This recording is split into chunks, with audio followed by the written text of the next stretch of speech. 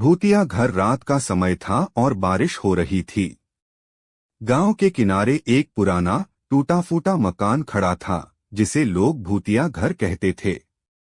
बहुत वर्षों से वहां कोई नहीं गया था क्योंकि लोग मानते थे कि उस घर में भूतों का वास है।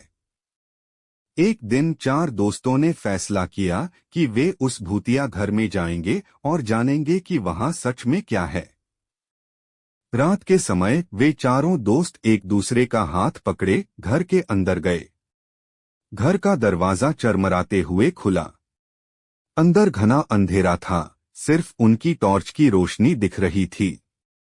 जैसे ही वे अंदर गए, उन्हें दीवारों पर अजीबोगरीब चित्र और चिन्ह दिखाई दिए। हर कदम के साथ फर्श की लकड़ियां चिटक रही थीं, मानो कोई उनके नीचे से गुजर रहा हो। उन्होंने देखा कि एक पुरानी धूल भरी मेज पर एक लाल मोमबत्ती जल रही थी जिसका लौ हवा में थरथरा रहा था। जैसे ही वे आगे बढ़े, अचानक किसी ने उनके कंधे पर हाथ रखा। वे घबराकर पलटे, लेकिन वहां कोई नहीं था। उन्होंने सोचा कि यह उनका भ्रम होगा और आगे बढ़े। तभी उन्होंने एक कमरे में एक पुराना रेडियो देखा जो खुद ब खुद चालू हो गया और उसमें से एक भयावह संगीत बजने लगा। अब उनके मन में डर बैठ गया था, लेकिन वे ठान चुके थे कि वे सच्चाई जानकर ही रहेंगे। उन्होंने सीढ़ियां चढ़ना शुरू किया। सीढ़ियां इतनी कमजोर थीं कि हर कदम पर उन्हें ऐसा लगता था कि वे टूट जाएंगी। जब वे ऊपर पहुंचे तो एक कमरे से हल्की रोशनी दिखाई दी। दरवाजा खोलते ही उन्होंने देखा कि वहां एक पुरानी औरत बैठी हुई थी जिसका चेहरा अंधेरे में नहीं दिख रहा था। वह औरत धीमी आवाज में कुछ बुदबुदा रही थी। जैसे ही उन्होंने उससे बात करने की कोशिश की, वह अचानक गायब हो गई।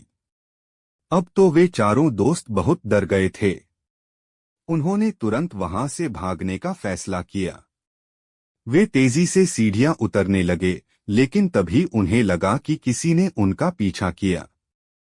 भागते हुए वे जब मुख्य दरवाजे तक पहुंचे तो दरवाजा अपने आप बंद हो गया। उन्होंने बहुत कोशिश की, लेकिन दरवाजा नहीं खुला। तभी उन्होंने देखा कि वही पुरानी औरत दरवाजे के पास खड़ी थी और उसने अपने हाथ से इशारा किया। दरवाजा अचानक खुल गया और वे चारों बाहर भागे। उस रात के बाद वे चारों दोस्त कभी उस भूतिया घर के पास नहीं गए। उन्होंने जो देखा वह उनके जीवन का सबसे डरावना अनुभव था। गांव के लोग भी इस घटना के बाद उस घर के